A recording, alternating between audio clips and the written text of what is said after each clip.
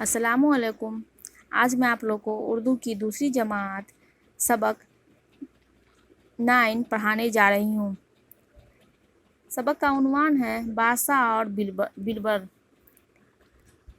ये बासा और बीरबल की कहानी है जो हम सबक में पढ़ेंगे।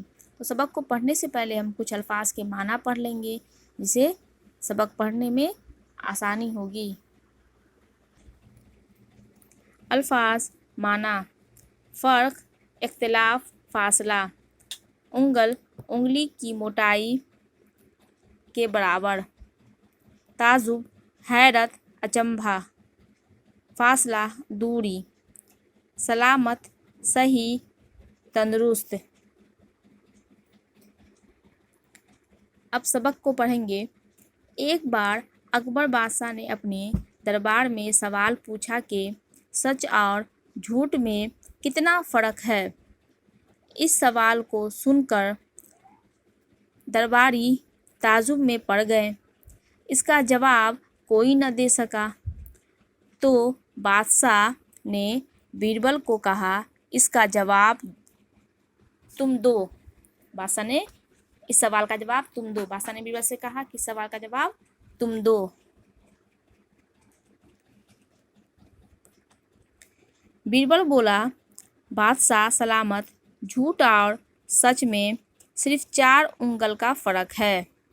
एक बार दरबार में अकबर बादशाह सब दरबारियों से सवाल पूछा कि झूठ और सच और झूठ में क्या फ़र्क है, कितना फ़र्क है।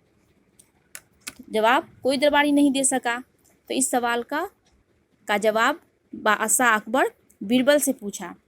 तो बीरबल ने कहा कि सच और झूठ में सिर्फ 4 उंगल का फ़र्क है। ये सुनकर बादशाह मुस्कुराए। छोटी छोटी सी हम लोग बहुत सी कहानी बादशाह और अकबर बादशाह और बीरबल की कहानी हम लोग बचपन से ही सुनते आ रहे हैं। ये बहुत ही अच्छी कहानी होती है कि बीरबल बहुत ही एक अक्लमंद था। तो बादशाह ये सुनकर मुस्कुराने लगा, लेकिन तभी किसी दरबारी ने कहा, ये जवाब सही नहीं हो सकता। ये जवाब सही नहीं हो सकता।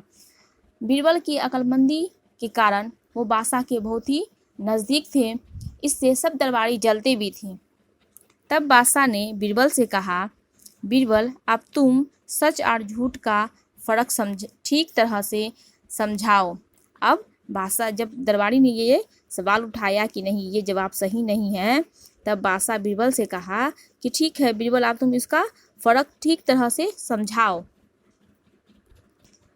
बीरबल ने फिर वही जवाब दिया, जनाब, झूठ और सच में सिर्फ 4 उंगल का फ़र्क है, क्योंकि कानों से सुना हुआ झूठ हो सकता है, लेकिन आँखों से देखा हुआ झूठ नहीं हो सकता।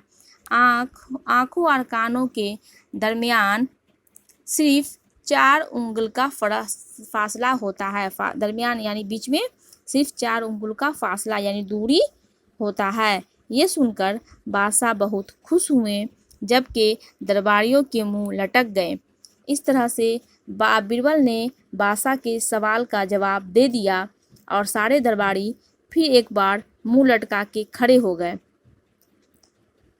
इस सबक को अच्छे से पढ़ लेना और इसके अल्फाज और माना को अच्छे से अपने नोटबुक पे नोट कर लेना। अल्फाज और माना को याद भी कर लेना। खुदा हाफिज़।